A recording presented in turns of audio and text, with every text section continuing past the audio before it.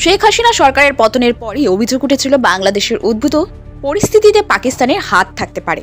এবার মোহাম্মদ ইউনূসের অন্তর্বর্তী সরকারের আমলে পাকিস্তানের সঙ্গে যোগসূত্র বাড়ানোর উদ্যোগ নিল ঢাকা। 9 বছর আগে শেখ হাসিনা সরকারের আমলে পাকিস্তানের সঙ্গে সম্পর্ক ছিন্ন করার যে অঙ্গীকার করা হয়েছিল তা বাতিল করা হলো।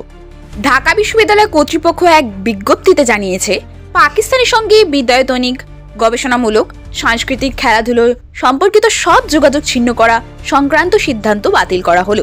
2015 সালে নেওয়া 14 ডিসেম্বরের সিদ্ধান্ত বাতিল করল গত 13 নভেম্বর। বিশ্ববিদ্যালয় পাকিস্তানের সঙ্গে পুনরায় সম্পর্ক করতে আগ্রহী হয়েছে।